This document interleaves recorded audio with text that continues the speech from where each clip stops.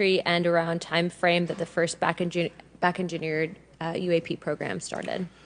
Ma'am, unfortunately, I would not be able to have that conversation in public. Can anyone on the panel name that? I cannot. None of you? Okay. This next question is for Mr. Gallaudet. To your knowledge, have any USOs ever outpaced our submarines? Yes, ma'am.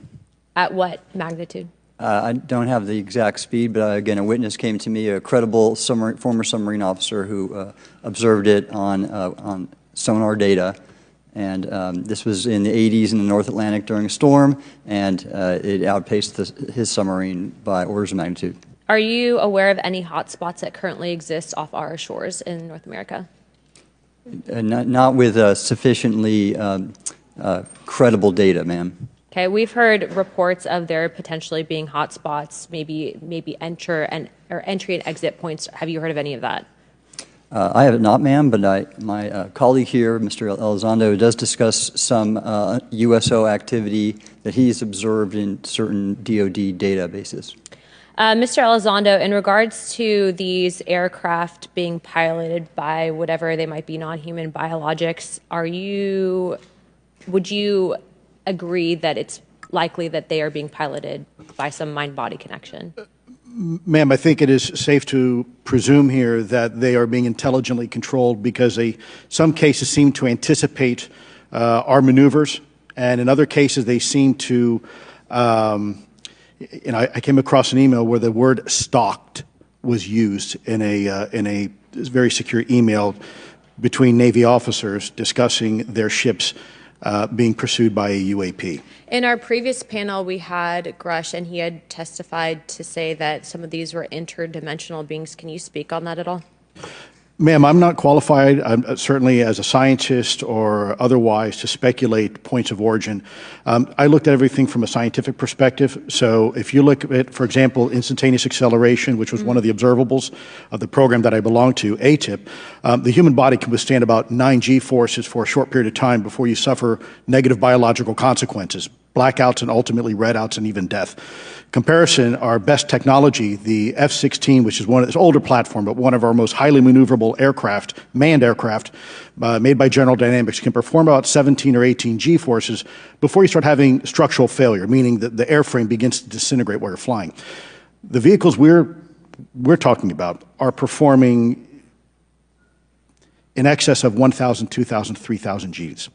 So I guess would it be safe to infer that they're living craft?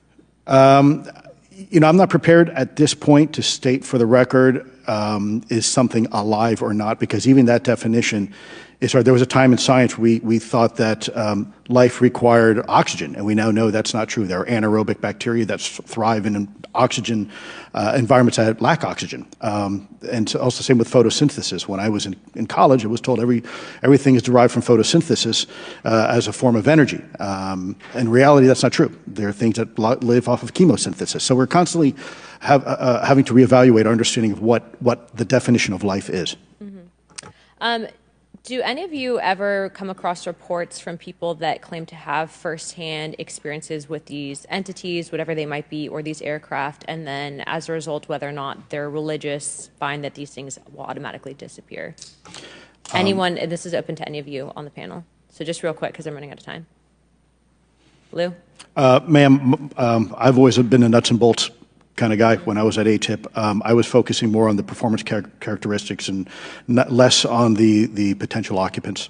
Okay, the reason I ask is because it seems like, just based on our conversations, that we've had people that say that there are good and bad of whatever these things are. And so my concern from a national security perspective is A, that true? B, are you guys hearing the reports of that? And C, I think moving forward in regards to technology, Mr. Gold, if you can answer this real quickly, some of these aircraft, it seems that they are operating off of energy that we don't currently have. But just yes or no, in your opinion, if we were able to obtain that, would that impact humanity for the better or negative? Would certainly save us some money on funding on Artemis. Definitely. And this is a national security issue, that if there is such technology out there, we're not the only country that might have access to it. We don't want to be on the wrong end of technological surprise. Okay. Thank you guys for your time. All right, thank you. I will now recognize Mr. Garcia for 5 minutes. Thank you. And I apologize for stepping out. My governor is here upstairs, so I'm trying to get in